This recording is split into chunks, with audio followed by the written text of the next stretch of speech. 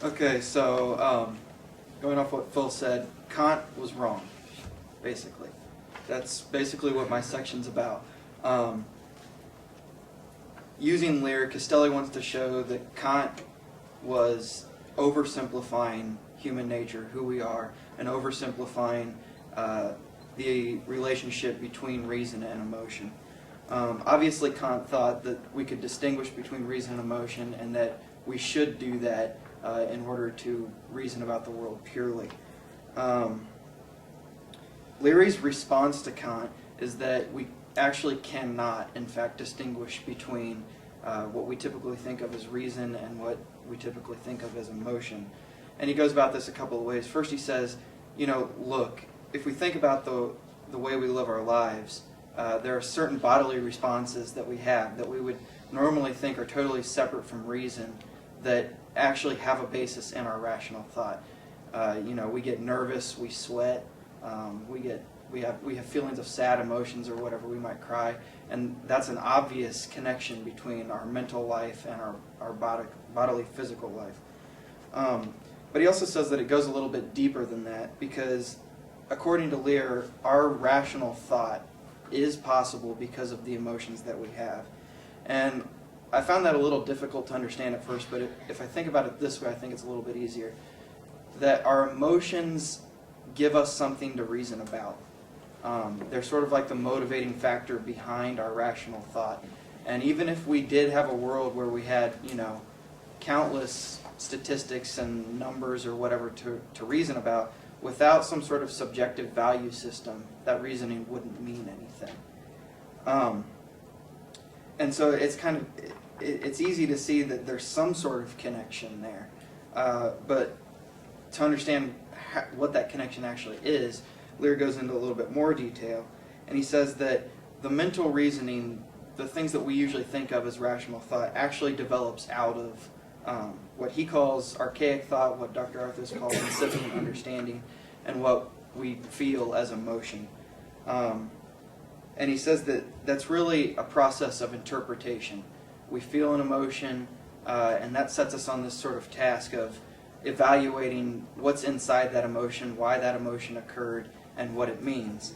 And when we get to the end of that task, we reach this sort of conclusion that we typically think of as the result of this pure rational reason, but actually develops out of the emotion itself.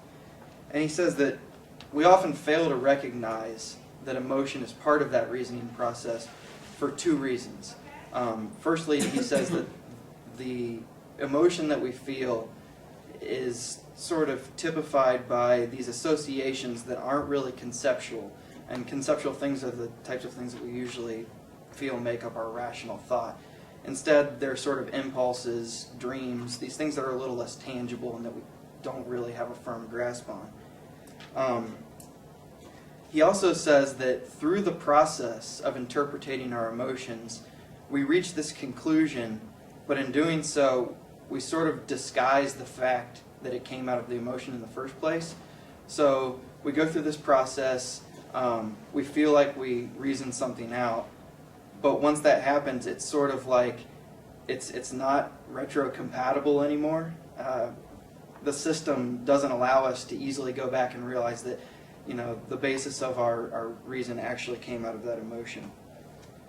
And I think that partially this ties into his next point, that the interpretation is sort of a conversion from impulses to concepts. And I think that there's probably a little bit of conflict there. And once we start thinking in terms of concepts, it's hard for us to go back and see how those relate to our impulses.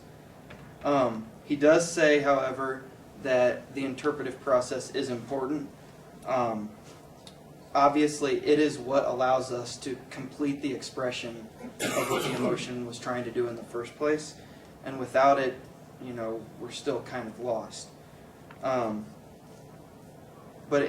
in interpreting the emotions, we sort of develop a better understanding of what drives us as people, and we develop a better understanding of who we are. And that ties back into the emergent self idea, because through understanding our drives and interpreting our emotions, we get a better understanding of who we are, but in doing that, we change who we are. And so it's sort of an ongoing circular process, and it's never really over. The more you interpret something, the more you understand, but that understanding leads to more emotions, which leads to another interpretation, and so on. That's the basis of his argument. The one thing that I kind of wanted to point out that I don't think was necessarily stated in my section was that while Lear does a good job of showing the relationship between emotion and reason, I think the language that he uses is still a little dangerous and might lead us to think that there's sort of a hierarchical relationship. He calls it archaic reasoning, which to me makes it sound like it's a little, lower on the food chain, if you will. And I think that it's important to realize that without that emotion, there is no reasoning, and so it's a vital aspect of the rational process, not just something that happens to precede our rational conclusions in time. So the way this all relates to rhetoric is that the interpretive process, even as Lear talks about it here, really can be compared to the process that we go through in rhetoric. Really what we're doing when we're interpreting our emotions is the same thing that the rhetor should be helping the audience do as he or she speaks. You should help the audience understand what their emotions are and guide them, not force them to come to a certain conclusion. So with that, Jamie.